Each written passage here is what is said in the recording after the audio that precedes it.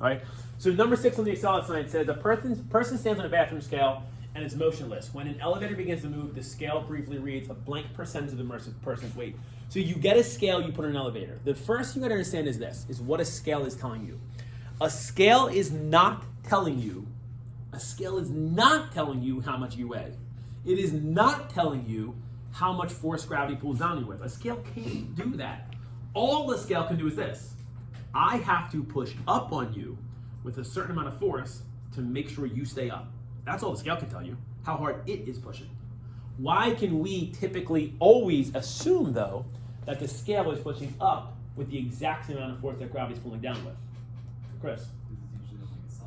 Because on a solid surface, the scale's not accelerating, right? So if you're at rest, your force normal going up, which is what this scale reads, your scale reads a force normal, is equal to the force gravity pulling down.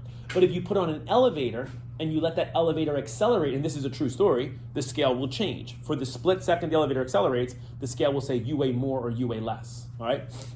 So that means what you want to do is, for number 6, you want to first draw your free body diagram, all right?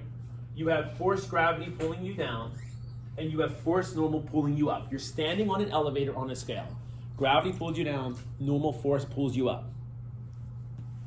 If it says the scale reads a percentage that is over 100%. So if the scale reads, how many people have a percentage that's over 100? Do you know? Does anybody have a percentage that's under 100?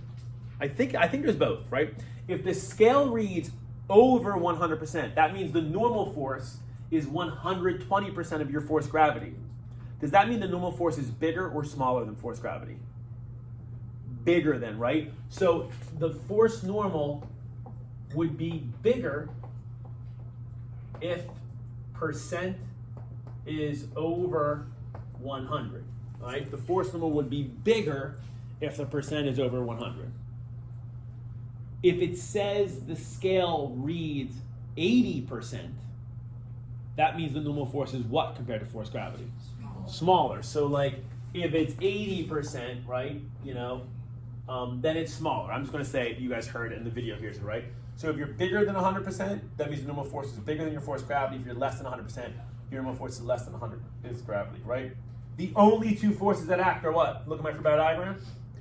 Force normal, force gravity. So like if you're bigger, so like you'll have some kind of equation. It'll be either force normal minus force gravity equals ma, or that would be reversed based on the percentage. If force normal is bigger, put it first. If force normal is smaller, put force gravity first. We're all bigger.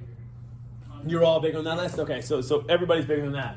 So now the last part is, if it says that the scale reads 120% of force normal, you got to understand this. I'm sorry, 120% of the force gravity. How do you say, if I just wanted to, I'm not going to put in the equation, how do I say 120% of force gravity? How do I write that mathematically? Aiden, what do you think? Oh, you had it up. I was just going to say, like, whatever it was times 1.2. 100%. So 120% is 1.2. So if you want to say 120% of force gravity, that would be 1.2 times Fg.